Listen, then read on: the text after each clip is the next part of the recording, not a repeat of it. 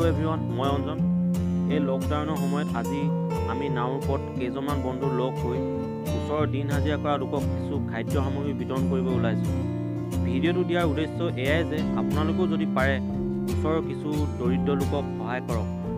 আপোনাৰ এই সহায়েৰে সেই লোকসকলক অকণমান হ'লেও সকাহ দিব। ধন্যবাদ।